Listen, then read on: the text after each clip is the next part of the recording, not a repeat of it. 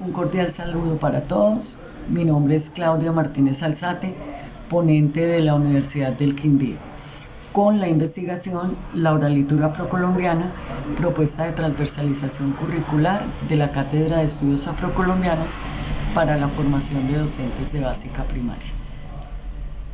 Dada la importancia del lenguaje en los procesos de enseñanza y aprendizaje del ser humano, este debe ser epicentro de reflexión en el ámbito educativo, puesto que la multiplicidad comunicativa deriva de los usos del lenguaje humano.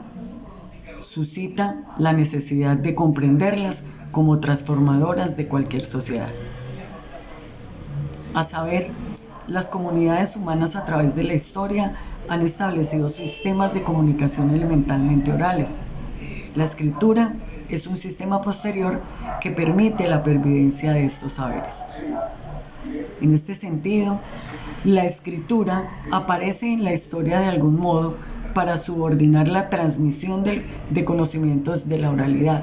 Por tal motivo, muchas comunidades esencialmente orales se mantienen al margen del conocimiento globalizado, en tanto que sus prácticas sociales no corresponden con la fugaz transformación de las sociedades contemporáneas dominantes. Es preciso entonces tener en cuenta conceptos como colonialidad y decolonialidad del conocimiento en relación con la construcción histórica de una nación. Y al respecto, Restrepo y Rojas mencionan: con la noción de colonialidad de saber, se pretende resaltar la dimensión epistémica de la colonialidad del poder. Se refiere al efecto de subalternización, folclorización o invisibilización de una multiplicidad de conocimientos que no responden a las modalidades de producción de conocimiento occidental asociadas a la ciencia convencional y al discurso experto. Estas modalidades de producción de conocimiento occidentalizadas se trasladan directamente al ámbito educativo como reproductoras de una realidad, de unos aspectos sociohistóricos que, inevitablemente, repercuten en el imaginario de las generaciones en estados de formación académica. De ahí que sea vital la capacitación de docentes en otros discursos que aterricen en la diversidad de saberes procedentes de esas comunidades marginadas, que devienen en su mayoría de producciones orales. Esta propuesta investigativa se piensa desde la inclusión de esos otros saberes que han aportado a la construcción de nación, como una que se entiende pluriétnica y multicultural y por tanto corresponde a unas necesidades educativas específicas que no deben ser omitidas. Uno de los discursos marginados en Colombia es el que proviene de las comunidades negras. Según el artículo 39 de la Ley 70 de 1993, el Estado velará para que en el Sistema Nacional Educativo se conozca y se difunda el conocimiento de las prácticas culturales propias de las comunidades negras y sus aportes a la historia y a la cultura colombiana, a fin de que ofrezcan una información equitativa y formativa de las sociedades y culturas de estas comunidades, de conformidad con tal ley. Se hace imperioso promover en las comunidades educativas estrategias que permitan integrar en los planes de estudio institucionales aquellos aspectos concernientes al conocimiento y reconocimiento de las comunidades negras, sus necesidades y aspiraciones etnoculturales que aún se ausentan en estos documentos. En consecuencia, es importante integrar los discursos procedentes de las comunidades étnicas del país para validar sus saberes y expresiones.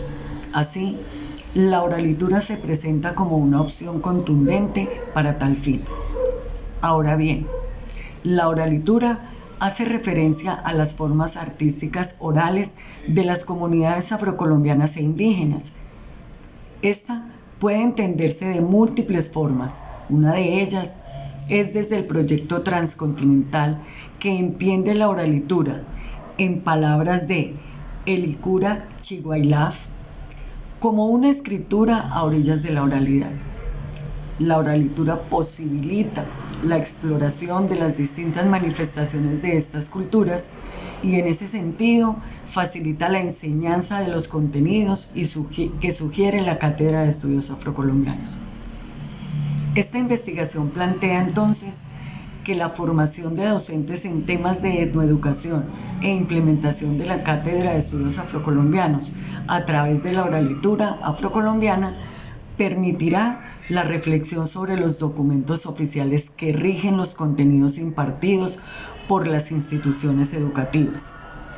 En consecuencia, estos contenidos podrían encaminarse hacia la inclusión, el respeto por la diversidad étnica y cultural, la democracia y la reivindicación con el aporte de estas comunidades en la construcción de país. En concordancia con lo anterior, esta propuesta investigativa pretende formar docentes de básica primaria del sector público que no pertenecen a estas geografías en los valores étnicos de las comunidades negras del país para que, de la misma manera, puedan educar al estudiantado en la construcción de una nación pluriétnica y pluricultural. ¿A qué debe apuntar la educación? La educación debe apuntar a una ecología de saberes y, como lo afirma de Sousa, esta se fundamenta en la idea de que el conocimiento es interconocimiento. La ecología de saberes se erige en la idea de una diversidad epistemológica del mundo, del reconocimiento de la existencia de una pluralidad de conocimiento más allá del conocimiento científico. Sousa Santos, 2010. En concordancia con lo anterior, se diría entonces que la ecología de saberes propende por el reconocimiento a la diferencia y a la identidad, a comprender, a interpretar y recontextualizar saberes y experiencias sociales comunes y cotidianas, pero intrínsecamente vividas y con una enorme carga significativa. Ahora quiero compartirles un fragmento de un libro de poemas del maestro Miguel A. Caicedo, de su poema titulado La Bogotana. Iba una muchacha llena de alegría y junto a una vieja quedó de repente. Miró hierbas frescas, plátanos maduros y al fin se detuvo en los chontaduros. Oiga, ve, señora, es que estas frutillas las traen ahora de los Medellines o de Bogotá.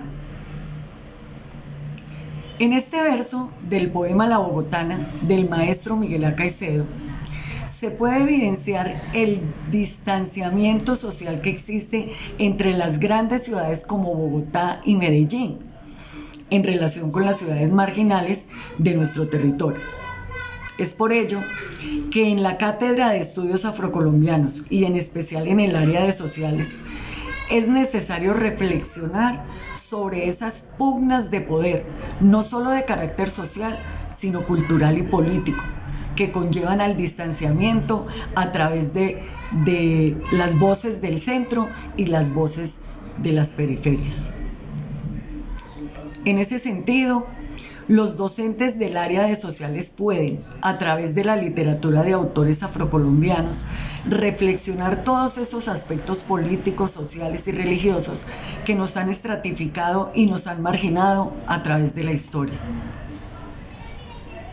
El siguiente fragmento es una respuesta a ese choque cultural en el que la voz de una vendedora ambulante toma una postura de poder, que confronta esa imposición de la alta cultura sobre la baja cultura, y lo verán ustedes a continuación. Y dijo la vieja: ve, ¿vos en qué estás pensando? Parece que nunca hubieras pisado pijayá. Cansar de meterte tu tral de ayuno. Yo sé que tu taita no era más que ñón Bruno. Esta afrenta en la que la vendedora pone en evidencia a la joven por negar su identidad, permite que, por un lado, en la escuela se reconozcan y se acepten identidades, las diferencias y el valor histórico y cultural que ello acarrea. Y por otro lado, permite analizar los procesos de blanqueamiento, producto de una sociedad occidentalizada, que vela por defender el mito del mestizaje que ha desconocido de forma histórica la diversidad étnica del país. Diferente a un aspecto que no puede escapar y en el cual es muy importante reflexionar, es el relacionado con la naturaleza y cómo cada cultura se relaciona con ella, y este se ve de manera recurrente en la literatura afrocolombiana. Aquí comen caga con su mananilla, la raíz de mafafa que dice ñamón. Avientan su chure, jaltan su babilla y hasta echan la boba, comen su chamón. Viven a la orilla buscando bocón. Se hartan la iguana, comen su ratón. Y si no hay más nada, se llenan de achito. El anterior fragmento nos permite entender que las sociedades dominantes tienen una relación desigual de posesión de la naturaleza, contraria a muchas otras culturas ancestrales, tradicionales, etc., y cuyas relaciones suelen ser, en su mayoría, de interrelación con la naturaleza. Asimismo, el fragmento anterior nos permite reconocer aspectos de la gastronomía local ligadas a las prácticas tradicionales propias de esa región. Asimismo, el lenguaje y el habla popular se ven marcados en la obra de Miguel A. Caicedo, porque pone en evidencia el distanciamiento sociocultural con las normas correctas del lenguaje, que permite de alguna manera identificar otras formas de comunicación en los dialectos y de los idiolectos de un país pluridiverso. La multiculturalidad y la plurietnicidad, aun cuando son términos esenciales en los pueblos de América, solamente hasta el siglo pasado empezaron a tener visibilidad y a ganar espacios en los marcos constitucionales y sociales. En ese sentido, nuestro país ha tenido avances significativos, especialmente a partir de la promulgación de la Constitución Política de 1991, donde el Estado colombiano reconoce estos términos como constitutivos de la nacionalidad, lo cual debe fundamentarse en la protección a la diversidad y al respeto por la dignidad humana. Construir así la democracia desde la perspectiva del conocimiento y reconocimiento de las otras culturas compromete fundamentalmente a la educación. Desde allí corresponde formar ciudadanos conscientes de la riqueza cultural y étnica de la cual hacen parte para el afianzamiento de su propia identidad y para la transformación de imaginarios colectivos basados en tradiciones, consignas y unos saberes institucionalizados que deben ser repensados si se pretende alcanzar una educación más crítica e incluyente. Estas posturas deben ser cuestionadas desde miradas más sensibles, menos gregarias. Ahora bien, los discursos que consolidan una visión colectiva de esta nación deben ser estudiados, dispuestos para la transformación y transversalización de estas temáticas etnoculturales, de modo que respondan a las exigencias constitucionales.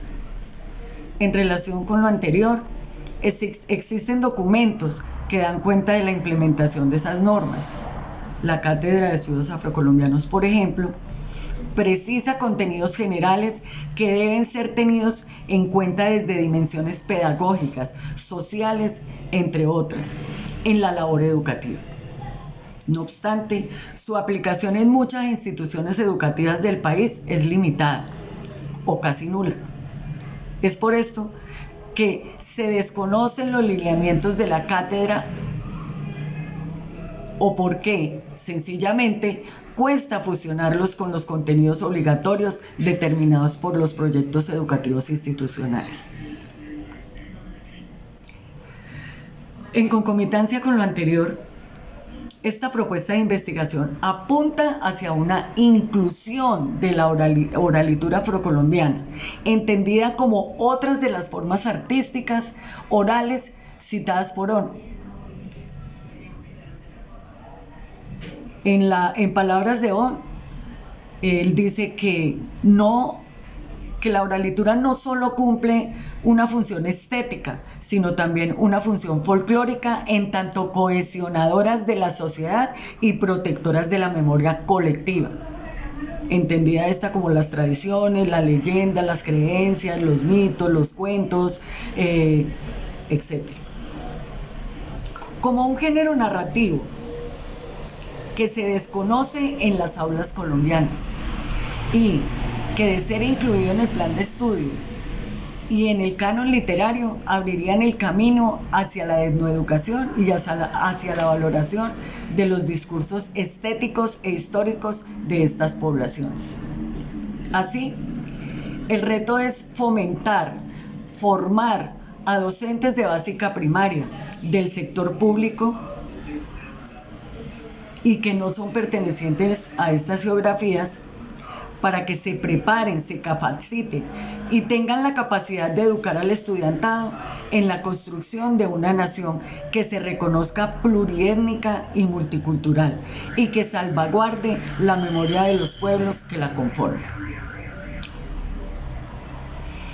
Finalmente, en el contexto de esta investigación se encuentran algunos estudios que dan cuenta de algunas perspectivas que se han tenido en relación con el fenómeno de la oralitura afrocolombiana como punto de transversalización de la Cátedra de Estudios Afrocolombianos. Por lo mismo, es indispensable dialogar con estos referentes.